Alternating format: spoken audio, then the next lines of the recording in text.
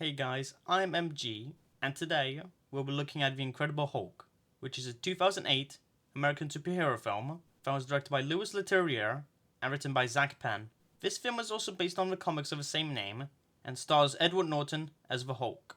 However, we don't have time to name celebrities, but we have time to review, so why don't we do that right now? This film is pretty solid, but it does have some disappointing flaws, like the visual effects.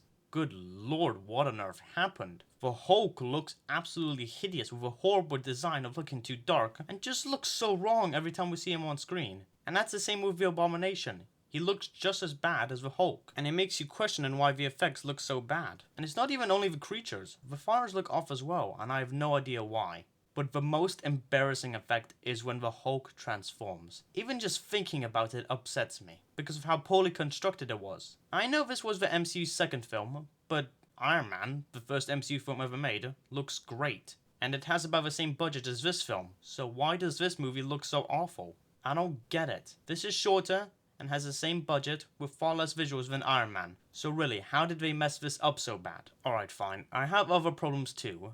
The characters are really lame and the performances don't help them that much. Bruce is a really boring protagonist with very little personality, and Edward Norton's performance is so dry that it's ridiculous. I'm glad that they replaced it with Mark Ruffalo because he is so much better than Norton. Betty is really bland, with Liv Tyler's performance not really working for me. She was alright in a couple of scenes, but overall, she was pretty weak. And I don't care about her character's relationship with Bruce. They do have a couple nice moments together, like the cave scene, but it wasn't really engaging enough for me to care about them. Emil Blonsky was decent, I suppose, and I liked Tim Roth's performance, but the character really doesn't do anything up until the climax, and he wasn't really threatening either, which is odd. Thaddeus Ross was okay with a decent performance from William Hurt, who undoubtedly gets better in his acting when he was in the other MCU films, but in this movie, I feel like he could have put a lot more energy into his performance. And his character is quite thinly written, which isn't very nice. And Samuel Stearns was unfunny, and Tim Blake Nelson is trying too hard to make him funny. So yeah, this film has a lot of things holding it back from being great, but it still has some good stuff.